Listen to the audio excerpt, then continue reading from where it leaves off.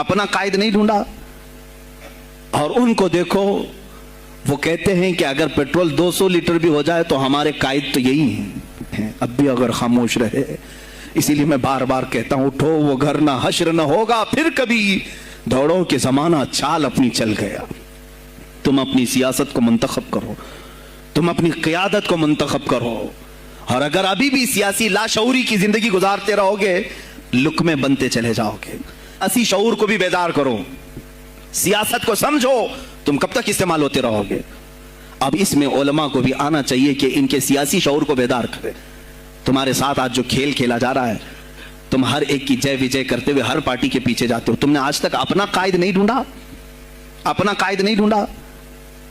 और उनको देखो, वो कहते हैं कि अगर पेट्रोल 200 लीटर भी हो जाए तो हमारे कायद तो यही हैं, इसलिए कि हमारा हम मजहब है, वो हमारे मजहब की बात करता है। तुम्हारा कौन है मेरे अजीज?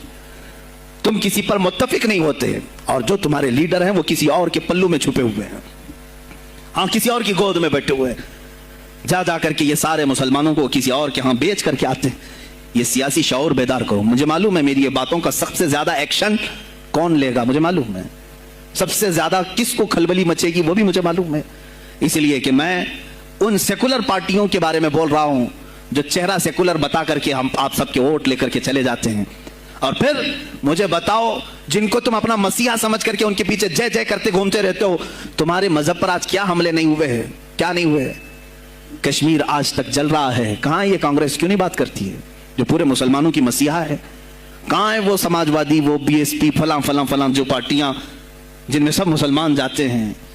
क्या इनको इतना भी शऊर नहीं कि वो पार्लियामेंट में इसके खिलाफ बात करें, कहें कि ये मुसलमानों के साथ जुल्म हो रहा है, हम इनके वोट लेते हैं?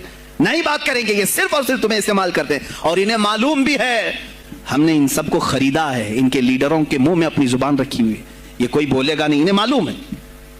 आदत को मुंतखब करो, और अगर अभी भी सियासी लाशऊरी की जिंदगी गुजारते रहोगे, लुक्मे बनते चले जाओगे। लेकिन मुझे अंदाजा है इस बात का, हिंदुस्तान की आज़ादी में भी मेरे अकाबिरीन में 30,000 उलमा ने अपनी जानें दी हैं।